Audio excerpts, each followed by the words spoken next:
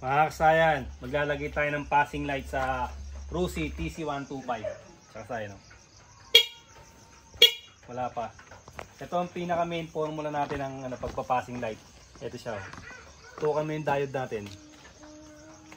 Kailangan nyo lang hanapin yung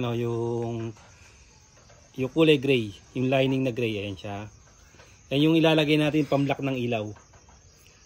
Ilalagay natin sa gusto nating ipassing. Halimbawa, ito yung ipapassing natin, negative at positive. Punta tayo sa positive. Ngayon kung meron siyang relay, sa relay lang natin siya ilalagay. Pwede rin kung saan kayo malapit. 87 ang relay. Ngayon kung naka loud horn kayo, 87 ang relay, doon nyo rin siya ilalagay. Relay to relay lang ang paglalagay nyo ng diode. Ito siya, yung may sa ilaw yon. Hindi siya ilalagay. Kasi pag nagkabaliktad kayo dito, pag busina nyo, pag bukas nyo ng ilaw, bubusina agad siya. Tapos hanapin nyo lang yung inyong busina. Kung hindi nyo makita yung busina, ito Honda, ang positive trigger nito ay light green. Ngayon kasayan, kung ang motor nyo ay negative trigger, may video na tayo dyan kung paano ginawang negative trigger. Yung negative trigger kung paano ginawang positive trigger. Kaya kailangan i-positive trigger nyo muna siya. Pag na-positive trigger nyo na siya, pwede na siyang lagyan ng passing light. Na hindi na kayo gagamit pa ng ng relay. Ito siya, Ito yung busina. Yan. Itong busina na to, pag diretso natin, papasok yan sa loob. Sa grid. Pero ito, pwede nyo rin siyang ilagay sa positive ng busina. Kasi positive to positive lang naman yan. Halimbawa, yan. Yan siya, i-sample natin. Sa busina, tatry na natin. Ayan na siya. Ganun kabilis magkaroon na siya ng passing light. Ngayon kasi, paano kung gusto naman natin lagyan ng passing light din yung ating headlight? Ito siya. Bubuksan natin headlight. Tapos, dito tayo re-recta sa kanyang ito sa kanyang headlight, diretso yung headlight. Ito yung low, yung kulay puti. Ito yung high, yung kulay blue. Ayan na, ito yung kulay blue. Yung kulay blue yung ito kasi storage na naman tayo. Ito yung kulay blue So, tatanggalin lang natin. Halimbawa, wala kayo nito wala kayong laser gun. Alisin muna natin yung laser gun na yan. Ayan, nakabunot to kasi para na binunot ko siya para hindi siya umingay. Yan. Nakabunot lang siya Yan. Para kitang-kita yung testing. Pag dinikit ko, horn with passing na siya. Yan siya. Para pag nag-testing tayo, kasi medyo gabi na. Yan siya tatanggalin natin ngayon dito. Ilipat natin ngayon. Siya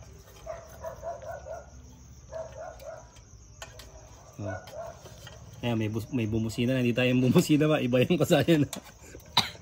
Iba yung bumusina, hindi tayo yun.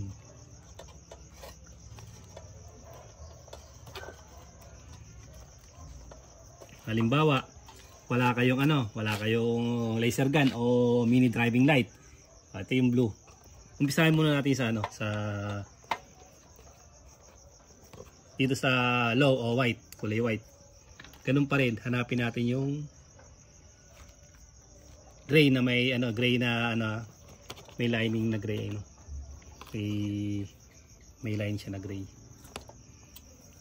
Natin ilalagay, tapos pwede tayong pumunta rito, pero dahil nasa loob na tayo, dito na tayo pupunta sa kulay light green. Sabi ko nga sa inyo, light green yung kanyang Pag kayo kasayan, splice nyo tutukan mo. Ayan.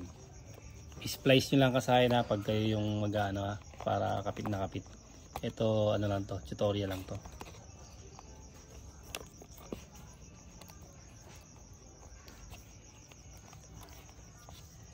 Para sureball na walang loose connection. Muna natin, ipit na lang muna natin yan.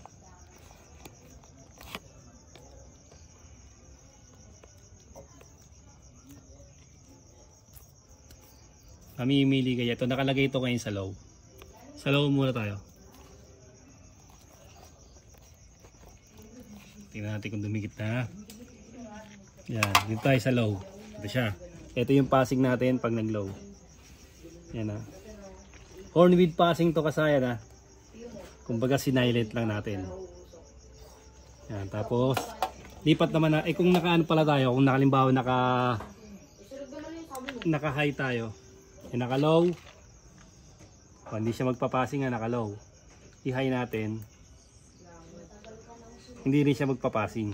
Wala rin siya. Yan na, hindi siya magpapassing nga kung sa low siya nakalagay.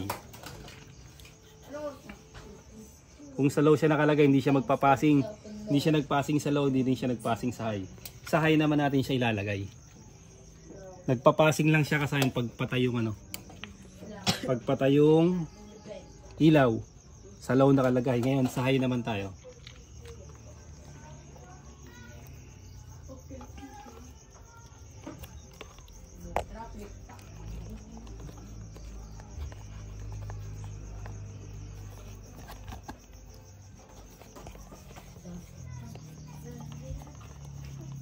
Kulay blue. Kahit aling blue rito ha. Ito, pwede rin tong blue na to.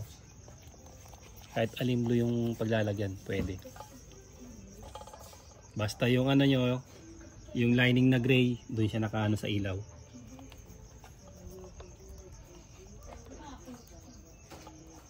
Tandaan nyo kasi pwede yan kahit saan ha. Kahit saan light green, kahit saan trigger, kahit dito yun siya ilagay.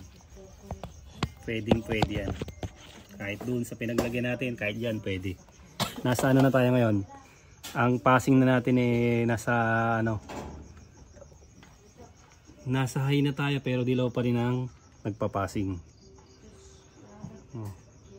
Tapos pag binuksan natin yung ilaw, naka low, magpapassing pa rin siya. Yan siya kasay no. Yan. Yung passing niya yung kulay white. Pag naka high naman tayo, high, ayan, hindi siya magpapassing ha. Magpapassing lang siya pagka ano tayo, pagka naka low. Sa low lang siya magpapassing.